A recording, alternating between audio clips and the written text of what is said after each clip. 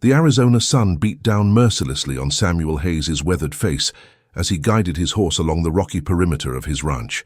At 52, Sam had learned to read the desert like scripture. Every shadow, every whisper of wind carried meaning. Today, something felt different. His cattle were restless, bunched together near the water trough instead of scattered across the pasture as they should be. "Easy, Buck," he murmured to his sorrel gelding, feeling the horse's tension through the reins. Buck's ears twitched forward then back, sensing what Sam couldn't yet see. The mesquite bushes along the property line rustled without wind. Sam's hand instinctively moved to the Winchester rifle secured to his saddle. Apache raids had been increasing lately. The territorial newspapers were full of accounts of burned homesteads and missing settlers. Most folks in Prescott were talking about pulling back closer to town, but Sam Hayes had invested too much blood and sweat in this land to abandon it now. A soft moan drifted across the still air, so faint he almost missed it.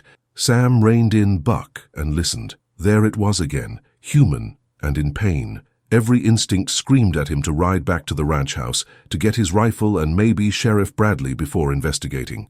But something in that sound, a quality he recognized from years of nursing sick calves and injured horses, made him dismount instead. "Stay close, boy," he whispered to Buck, ground-tying the reins.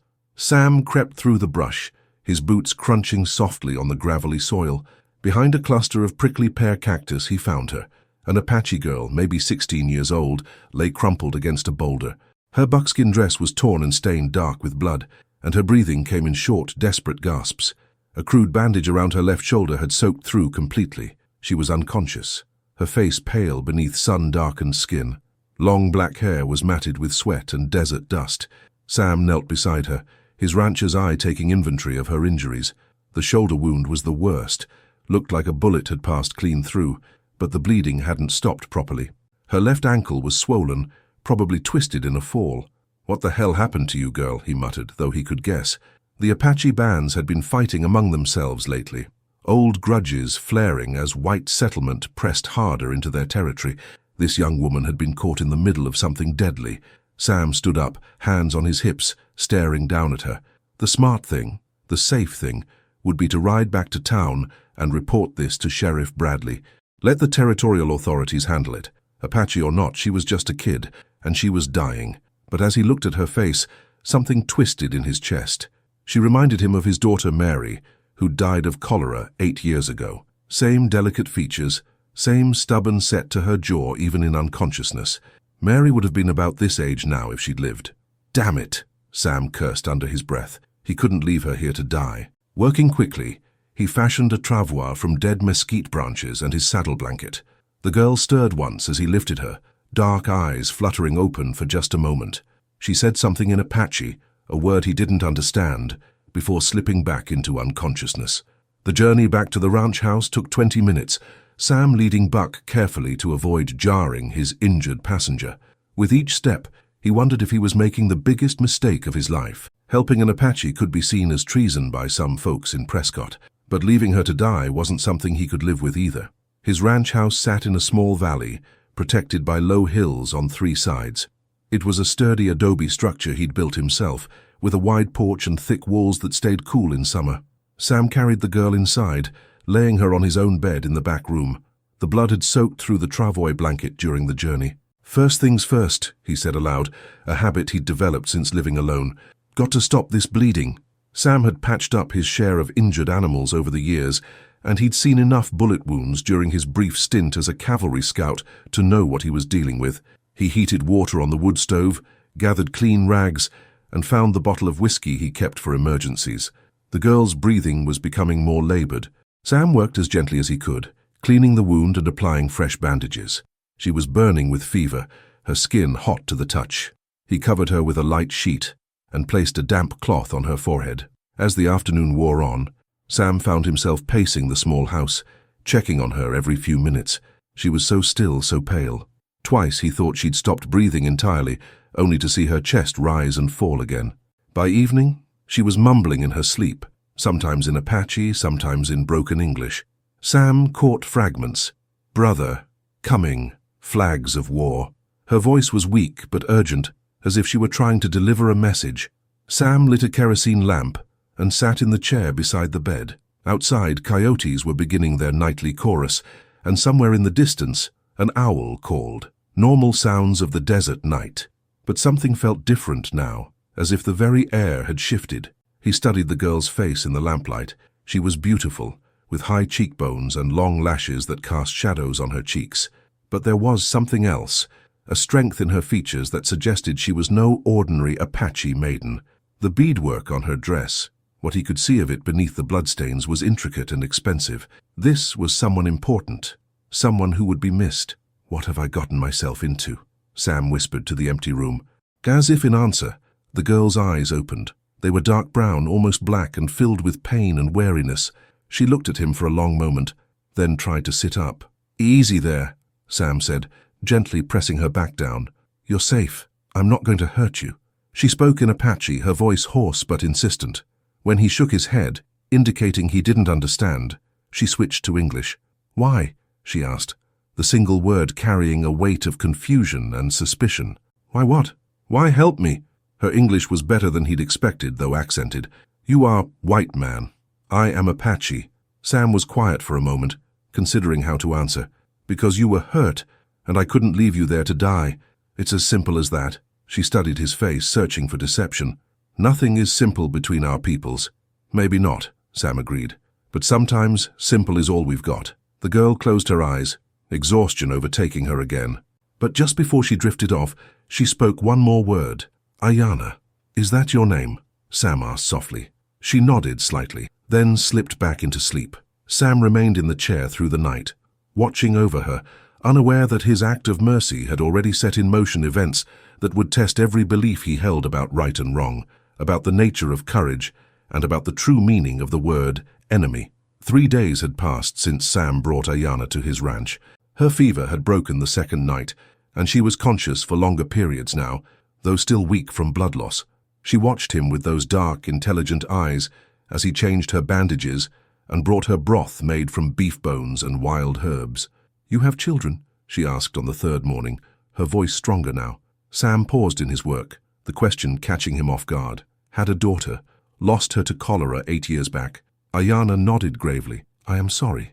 The white man's sickness takes many from all peoples." It was the first time she'd spoken of their shared humanity, and Sam found himself studying her face with new interest. "You speak English well. Where did you learn?" "Mission school. Before the troubles grew too great." She gestured weakly toward the window. "My father believed we must understand the white world to survive in it." "Your father sounds like a wise man." Ayanna's expression darkened. He was. "The soldiers killed him last spring." Sam set down the bowl of broth, feeling the weight of her words. "I'm sorry, Ayanna, that's a hard loss. My brother leads our band now. He is different from our father. More angry, more afraid." She fixed Sam with a steady gaze. "He will come for me. Maybe. But you're safe here until you're strong enough to—" The thunder of hoofbeats cut him off. Sam moved to the window and cursed under his breath. 6 riders approached at a gallop, dust clouds marking their passage across the desert. He recognized Sheriff Bradley's bay horse in the lead. "Stay quiet," Sam told Ayanna, pulling the bedroom door nearly closed. "Don't make a sound." The riders pulled up in front of the house with a clatter of spurs and jingling bridles. Sam stepped onto the porch, his hands visible and empty, though his rifle leaned against the doorframe within easy reach. "Morning, Sheriff," Sam called out, his voice deliberately casual. "What brings you out this way?" Tom Bradley was a decent man, but he carried the weight of keeping peace in a territory where peace was always fragile. Behind him rode Deputy Martinez, storekeeper Hutchins, and 3 other men Sam recognized from town, all armed, all looking grim. "Sam," Bradley nodded, but his eyes were scanning the ranch buildings. "We need to talk." "Light down then. I'll put on coffee." "This isn't a social call." Bradley remained mounted, his hand resting on his sidearm. "We got word you might be harboring an Apache. That true?" Sam's jaw tightened. "Who told you that?" "Jim Mackenzie saw you hauling something on a travoy 3 days back. Said it looked like a person." Storekeeper Hutchins leaned forward in his saddle, his face flushed with heat and anger. "We got a right to know, Hayes. Apache been raiding heavy this month. You harboring one of them, you're putting all our families at risk." "I found an injured girl," Sam said carefully. "She was dying."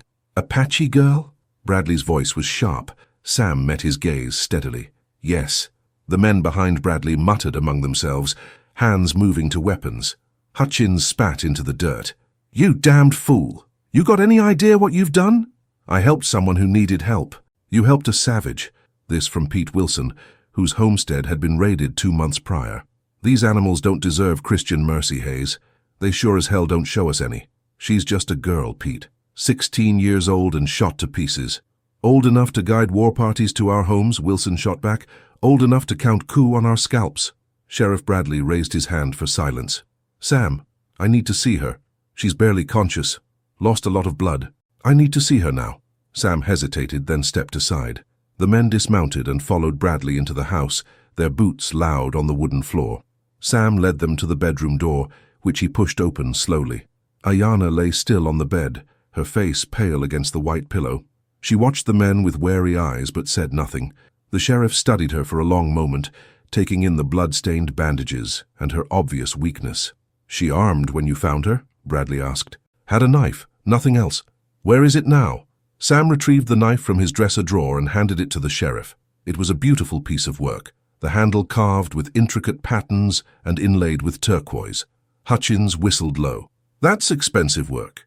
This ain't no common Apache squaw." "Name's Ayanna," Sam said quietly. "She's been here 3 days, barely able to sit up. She's no threat to anybody." "Not yet, maybe," Wilson growled. "But word gets out we got her. Every Apache in the territory's gonna know where to find her." Bradley turned to Sam. "You should have brought her to town. Let the territorial authorities handle this. She would have died before I got her there." "Maybe that would have been better," Hutchins muttered. Sam's temper flared. "Better for who?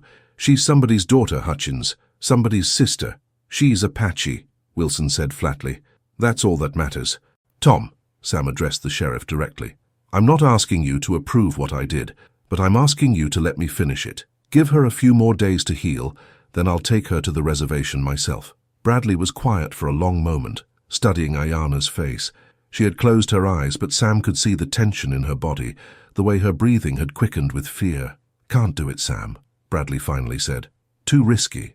Word's already spreading that you got her. If her people come looking, then we'll deal with that when it happens." "No," Hutchins interrupted. "We'll deal with it now, before it happens." He turned to the other men. "We take her to town, turn her over to the territorial marshal. Let him decide what to do with her." "She's not strong enough for the trip," Sam protested. "Then she shouldn't have come raiding in the first place," Wilson said harshly. Sam felt his control slipping. "She wasn't raiding, you ignorant." "Enough," Bradley's voice cut through the argument. "Sam, I know you meant well, but this is bigger than one girl now. Half the territory's on edge about Apache raids. If word gets out that we're sheltering them—" "We're not sheltering them. I'm doctoring a wounded child. Same thing to most folks." Bradley's tone was sympathetic but firm. "I'm sorry, Sam, but she comes with us." Sam looked at Ayanna, who had opened her eyes again. There was no surprise in her expression, only a kind of weary acceptance that cut him to the bone. "She needs another week at least," Sam said desperately. "Moving her now could kill her." "Apache are tough," Hutchins said dismissively. "Tougher than us soft white folks." "Give me 2 days," Sam bargained. 2 days to get her stable enough for the journey." Bradley considered this. "1 day. Tomorrow morning we come back, and she goes with us." "Tom, that's final, Sam. 1 day." The men filed out, leaving Sam alone with Ayanna. She was looking at him with an expression he couldn't quite read. "You tried," she said softly. "That is more than most would do. It's not over yet." "Yes, it is." She closed her eyes again. "They will take me to the fort. The soldiers will question me, then send me to the reservation. If I am fortunate, they will not hang me first." "They won't hang you. You're just a girl. I am the daughter of a war chief, the sister of another. They will use me as they see fit." Sam sat heavily in the chair beside the bed. Outside he could hear the men mounting up, their voices carrying on the desert air as they discussed what to do with the Apache problem.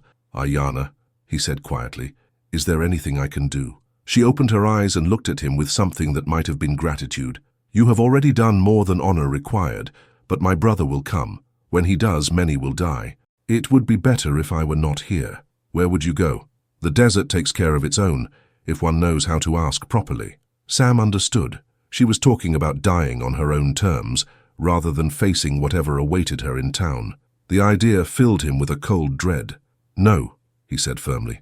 "There's got to be another way." "There is no other way," Ayanna replied.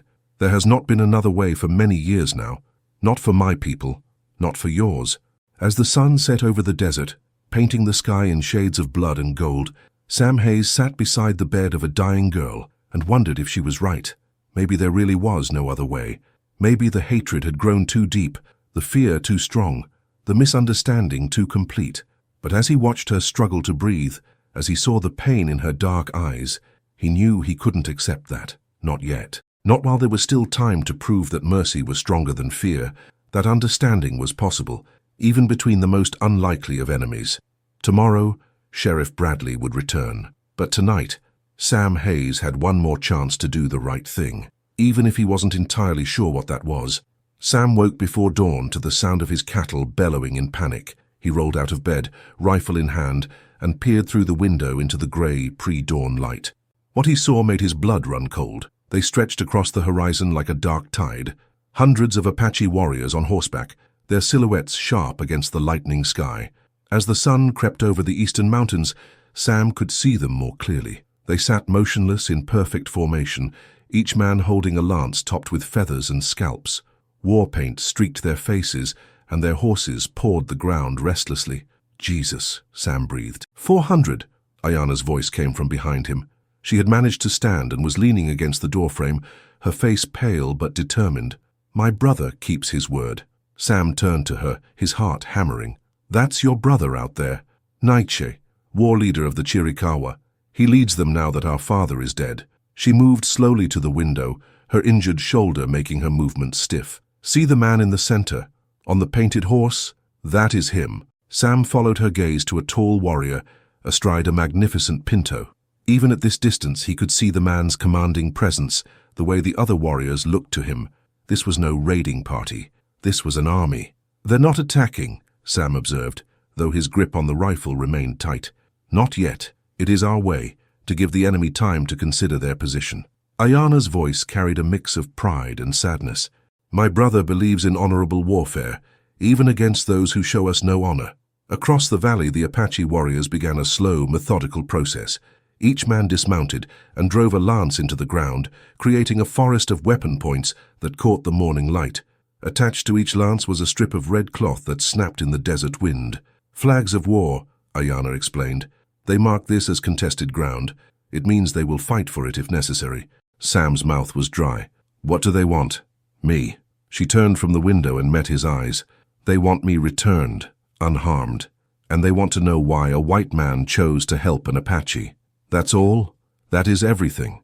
In their eyes, you have either committed a great kindness or a great deception. They have come to learn which.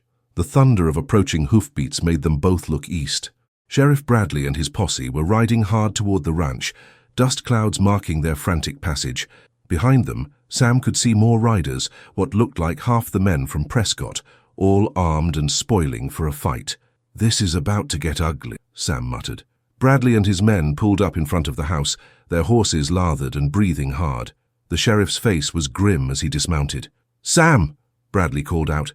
Get out here now! Sam stepped onto the porch, his rifle cradled in his arms. Morning, Tom. Don't you morning me, you damned fool! You see what you've done? Bradley gestured toward the Apache line. 400 warriors. Half the territory's mobilizing to respond to this. They're not attacking anybody. Yet, this from Pete Wilson, who had ridden up with a group of townsmen. But they will be, soon as they get tired of waiting. More riders were arriving. Ranchers, shopkeepers, even the preacher from Prescott. Sam counted at least 30 men, all armed with rifles and pistols. The tension was thick enough to cut with a knife. Where's the girl? Bradley demanded. Inside, still recovering. Well, get her out here. Maybe we can settle this before it turns into a bloodbath. Sam hesitated. Once he brought Ayana outside, he'd lose what little control he had over the situation. But with 400 Apache warriors on one side and 30 angry townsmen on the other, his options were limited. I'll get her, he said finally. Ayana was already preparing to leave, braiding her long hair with hands that trembled slightly from weakness. She had managed to find her torn dress and was attempting to make herself presentable. You don't have to do this, Sam said quietly. Yes, I do. Too many will die if I do not. She looked at him with those dark, intelligent eyes. You have given me 3 days of life I would not have had. That is more than most receive. There's got to be another way. There is, but it requires trust, and there is little of that between our peoples." She moved toward the door, then paused. "Whatever happens, Samuel Hayes, know that you have shown me there is still honor in this world. I will not forget." Sam helped her onto the porch, where she had to grip the railing to keep from falling. The townsmen fell silent as they saw her, a young Apache woman obviously injured, but carrying herself with quiet dignity. From across the valley came the sound of a single horse approaching. One of the Apache warriors was riding forward under a white flag made from what looked like a piece of torn shirt. He rode slowly, deliberately, his eyes fixed on the group gathered around Sam's house. "That's him," Ayanna whispered. "My brother." Naiche was younger than Sam had expected, perhaps 28 or 30, with the lean build of a man who lived in the saddle. His face was stern, marked by war paint and old scars. He carried himself with the absolute confidence of a man who had never known defeat. He stopped his horse 50 yards from the house and called out in Apache.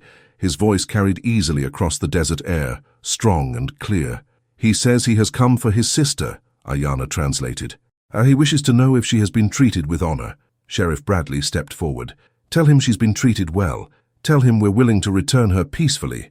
Ayanna called back in Apache, her voice weaker than her brother's, but equally clear. Naiche's response was longer, more complex. "He says he is grateful for the white man's kindness to me, but he wishes to know why this kindness was shown. He says his warriors are prepared to fight if necessary, but he hopes it will not come to that." Bradley looked at Sam. "This is your show, Hayes. What do you want to tell him?" Sam stepped forward, his heart pounding. Everything depended on the next few minutes. He looked at Naiche, then at Ayanna, then at the 30 armed men behind him. "Tell him," Sam said slowly, "that I helped her because she was hurt and alone. Tell him that where I come from, we don't leave wounded people to die in the desert, no matter who they are." Ayanna translated, and Naiche listened carefully. When she finished, he dismounted and walked closer, stopping just 20 feet away. Up close, Sam could see the intelligence in his eyes, the weight of responsibility he carried. Naiche spoke again, his words measured and careful. "He says he has heard of white men who show mercy to Apache, but he has also heard of white men who show mercy only to betray it later. He wishes to know which kind of man you are." Before Sam could answer, Pete Wilson pushed forward. "Tell him we want all Apache off white land. Tell him we're tired of raids and killings." Naiche's eyes flashed as Ayanna translated Wilson's words. His response was sharp, angry. "He says his people have never raided this ranch. He says the white man speaks of land that was never his to claim." "Like hell!" Wilson shouted, raising his rifle. "This is American territory now." The movement was enough to trigger a reaction. Across the valley, the Apache warriors began to move, their horses stepping forward in unison. The townsmen raised their own weapons, and suddenly the air was electric with the promise of violence. "Stop!" Sam shouted, stepping between the two groups. "Nobody shoots! Nobody moves!" Sheriff Bradley had his pistol drawn, but pointed at the ground. "Easy, everyone. Let's think about this." But the tension was building like a thunderstorm. Sam could feel it in the air, in the way the horses snorted and shied, in the way men's fingers tightened on triggers. One wrong move, one misunderstood gesture, and this valley would turn into a killing ground. Naiche said something to Ayanna, his voice urgent. "He says the talking time is ending," she translated. "He says white men's words are like the wind. They blow one way, then another. He wants proof of your intentions." "What kind of proof?" Sam asked. Ayanna looked at him with an expression he couldn't read. "He wants you to come with him, to his camp, to meet with the elders and explain why you helped me." The townsmen erupted in protests. "You can't go with them, Sam. It's a trap. They'll torture you." But Sam was looking at Naiche, reading the challenge in the war leader's eyes. This was about more than just returning Ayanna. This was about testing whether a white man could be trusted to honor his word, even when that word led him into danger.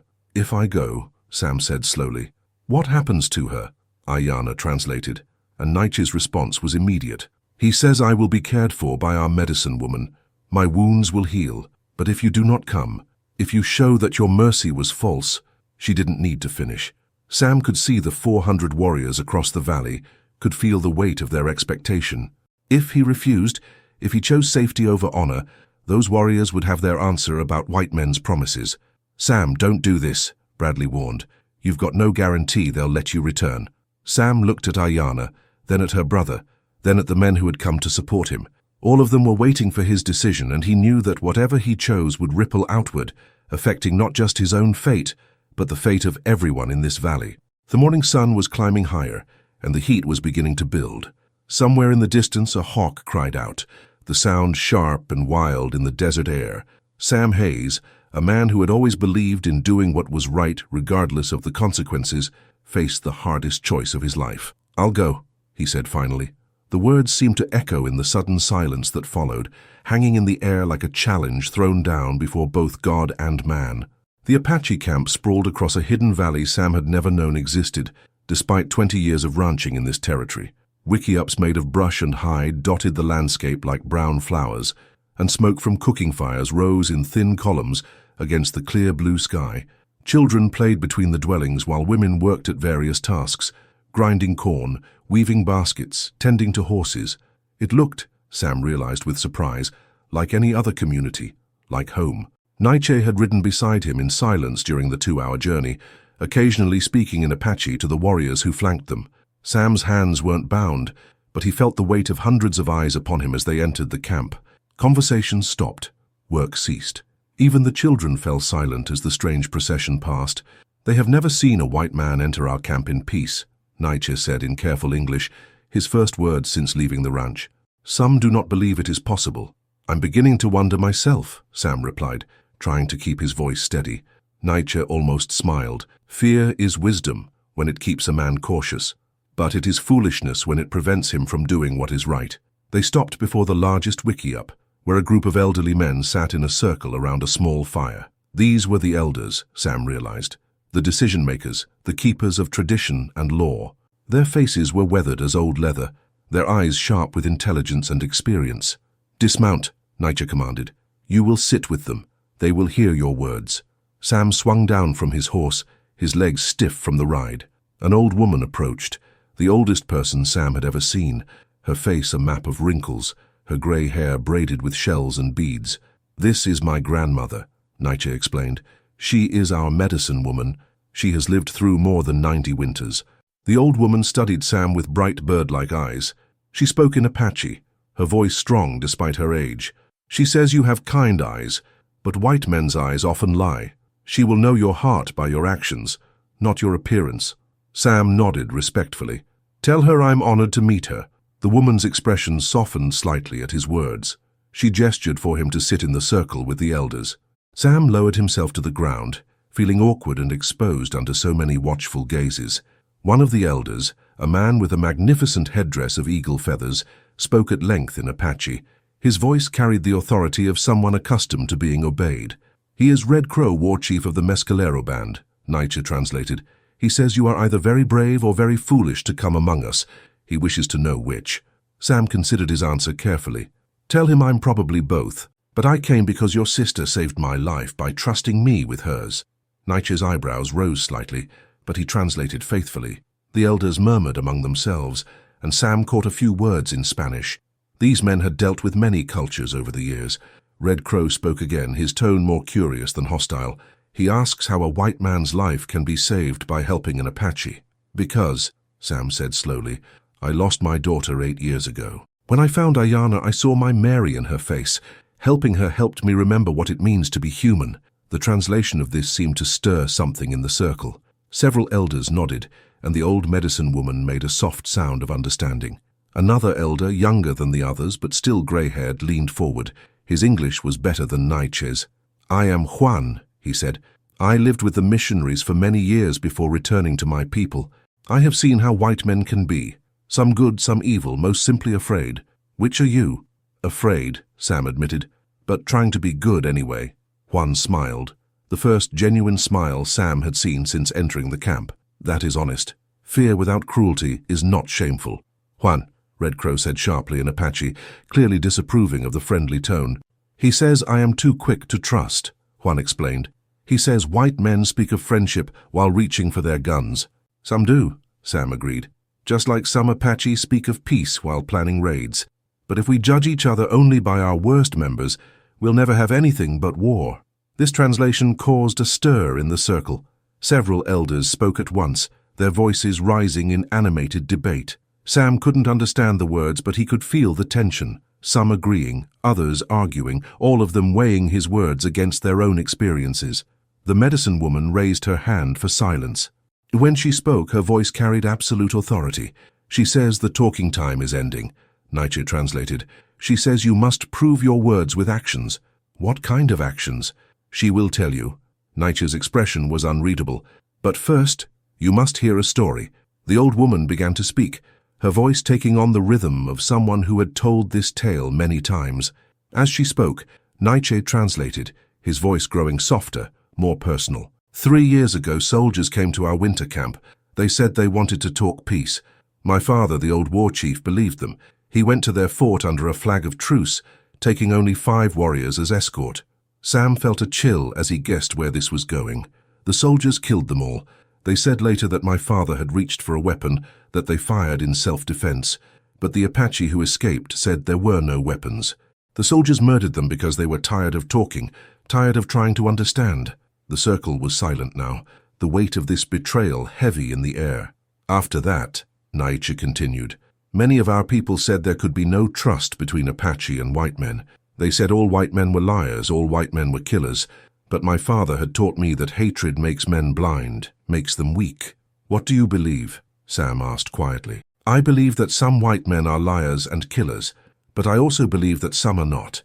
The question is, which kind are you? The medicine woman spoke again, and this time her words were directed at Sam. She says you will be tested. Tonight you will stay in our camp. You will eat our food, sleep in our lodge, live as we live. If you survive the night without betraying us, without trying to escape, without showing fear that turns to hatred, then perhaps you are the kind of white man who can be trusted. And if I don't survive the night, Nietzsche's smile was grim, then you will have your answer about Apache mercy. As the afternoon wore on, Sam found himself drawn into the life of the camp. Children, initially shy, began to approach him with curiosity. He helped Juan repair a broken wagon wheel, using skills learned from years of ranch work. He shared jerky from his saddlebags with a group of young warriors, earning cautious nods of approval. But as the sun began to set, painting the desert in shades of orange and red, Sam noticed changes in the camp's atmosphere. Conversations grew quieter. Men checked their weapons. Women gathered their children closer. They are preparing, Nietzsche explained, appearing at Sam's elbow. Word has come from the scouts. Your people in town are gathering. They think you have been killed or captured. They plan to attack at dawn. Sam's heart sank. How many? Perhaps 60 men, maybe more. They have sent riders to other towns, asking for help. And your warriors? 400 here. Another 200 could arrive by morning if I send word. Sam did the math and felt sick. That's a massacre waiting to happen. Yes, unless what? Unless you prove that peace is possible. Unless you show both sides that trust can exist. The medicine woman approached them, carrying a wooden bowl filled with some kind of stew. She offered it to Sam with a gentle smile, speaking in Apache. She says you are her guest tonight, Nietzsche translated. She says the spirits will judge your heart while you sleep. Sam accepted the bowl gratefully. The stew was surprisingly good. Rabbit and wild onions, seasoned with herbs he didn't recognize. As he ate, he became aware that the entire camp was watching him. Not with hostility, but with something like hope. They want to believe, Juan said, settling beside him. They want to believe that white men and Apache can live in peace, but they have been disappointed so many times. What happens if I pass this test? Then you become a bridge between our peoples. You help us find a way to avoid the war that is coming. And if I fail? Juan was quiet for a long moment. Then the war comes anyway, and many die on both sides. As full darkness fell over the camp, Sam was led to a small wickiup where a bed of buffalo robes had been prepared.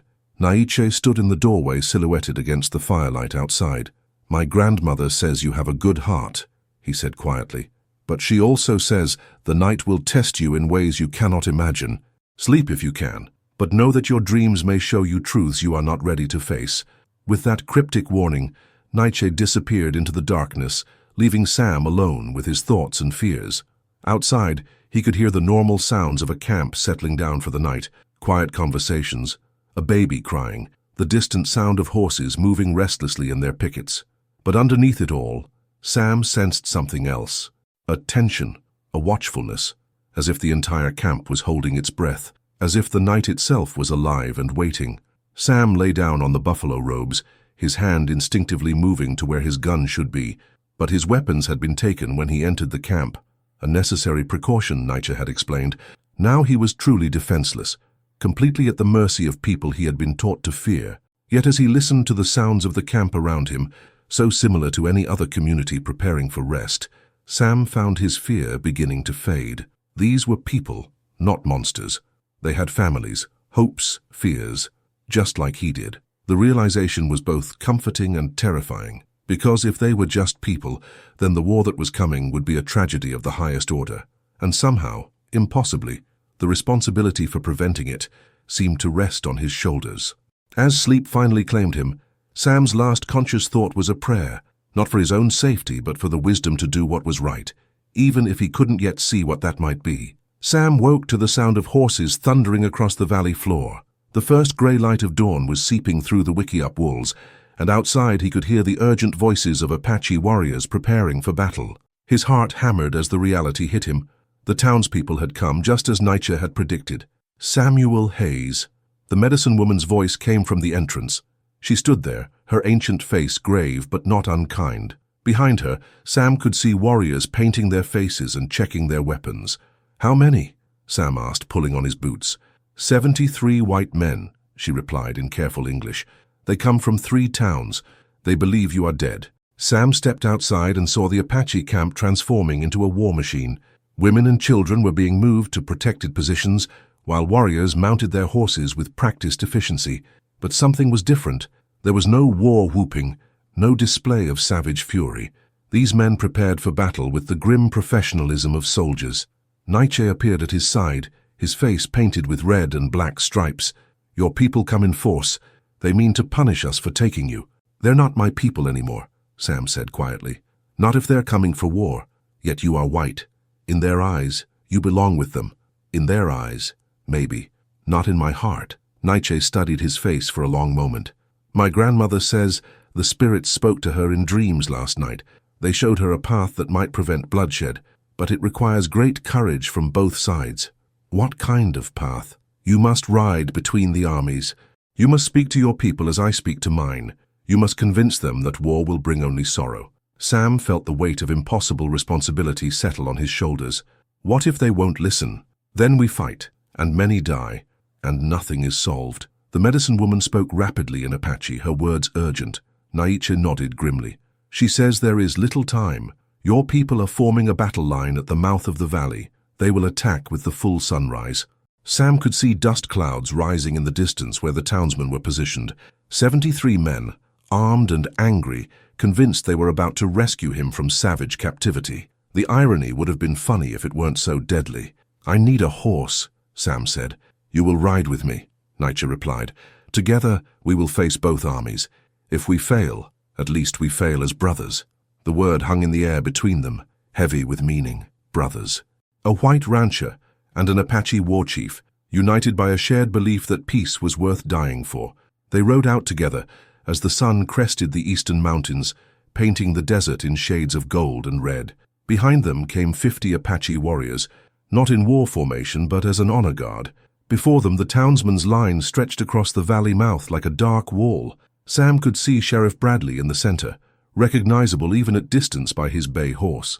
To his left rode Pete Wilson and the other ranchers. To his right, Sam spotted men he didn't recognize, reinforcements from other towns, spoiling for a fight with the Apache menace.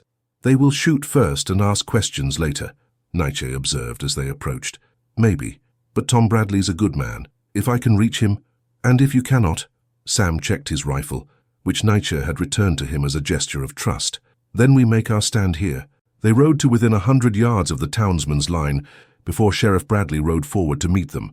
His face was a mask of confusion and relief. "Sam, thank God you're alive. We thought—" His eyes took in Sam's Apache escort, the war paint on Nietzsche's face, the tension crackling in the air. "What the hell is going on here? Tom, I need you to pull your men back. There doesn't have to be a fight." "Pull back? Sam, there's 400 Apache warriors behind you. They've got the whole valley surrounded." "They're not here to fight. They're here to protect their people, same as you." Pete Wilson spurred his horse forward, his face red with anger. "They got to you, didn't they? Turned you against your own kind." Nobody turned me against anything, Pete. I'm trying to prevent a massacre. The only massacre that's going to happen is when we wipe out this nest of savages." Wilson raised his rifle, and immediately a dozen Apache bows appeared, arrows nocked and ready. "Stop!" Sam roared, positioning his horse between the two groups. "The first man who shoots starts a war that'll kill half the people in this valley." Sheriff Bradley held up his hand, signaling his men to hold their fire. "Sam, I don't understand what's happening here. These people took you prisoner." "They didn't take me prisoner. I went with them willingly." "Why?" Sam looked back at Nietzsche, then at the Apache warriors waiting behind them. Finally, his gaze settled on the townsmen's line, where frightened men clutched weapons they'd rather not use. "Because somebody had to try," Sam said simply. "Somebody had to see if white men and Apache could talk instead of just shooting at each other." "And what did you learn?" This from a new voice. Judge Harrison from Prescott, a man Sam respected for his fairness. "I learned that they're people, Judge.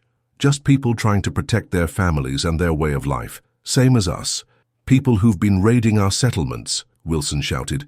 Nietzsche spoke for the first time, his English clear and strong. "My warriors have not raided your settlements. We fight only to defend ourselves." "That's a lie." "No," said another voice.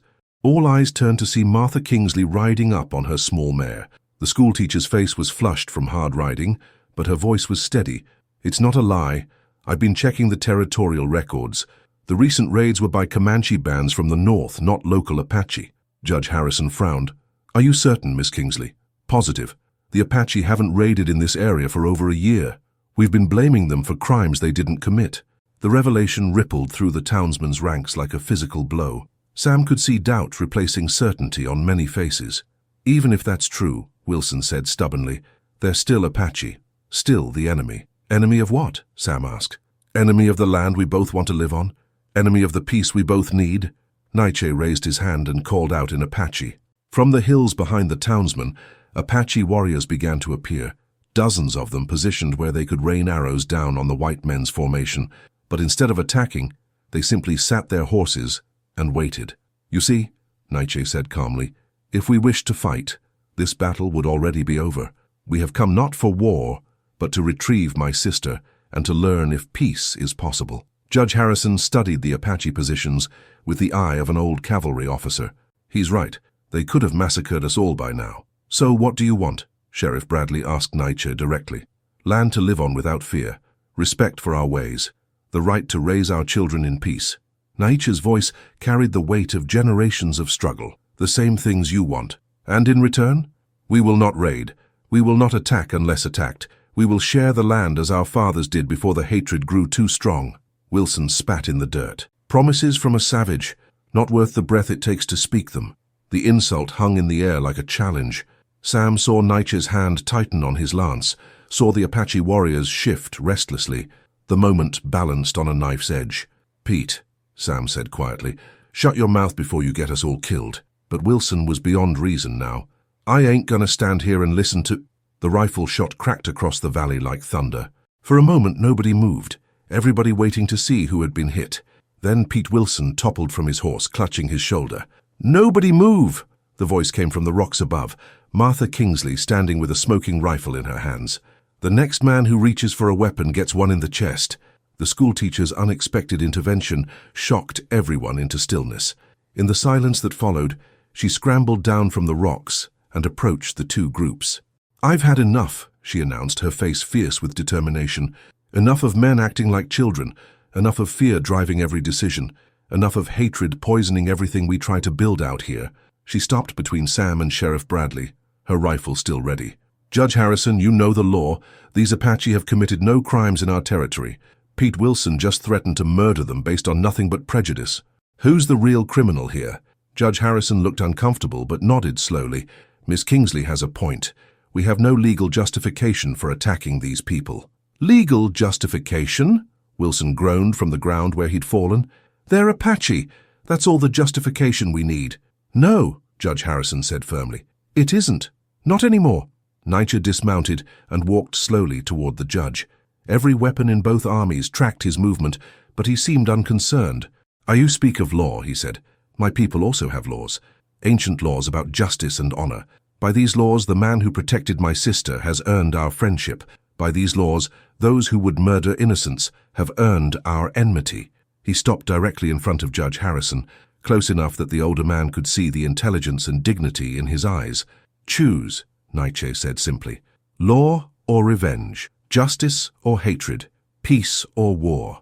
The silence stretched out, broken only by Pete Wilson's groaning and the restless movement of horses.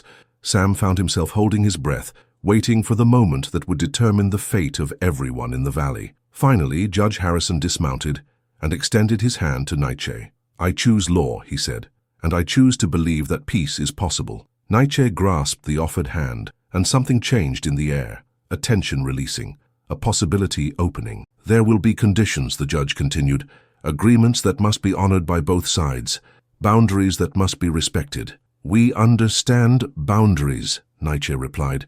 "It is why we placed our war flags on disputed ground, to mark what we would fight for if necessary." "And now?" Nietzsche looked at Sam, then at the Apache warriors waiting in the hills. He called out in his own language, and one by one the war lances were withdrawn from the ground. The red flags of war came down. "Now we try a different way," Nietzsche said. As the sun climbed higher in the desert sky, the two armies began to separate, not in defeat or victory, but in the cautious hope that maybe, just maybe, they had found something better than war. Sam rode back toward his ranch with Ayanna, who had been brought from the Apache camp by the medicine woman.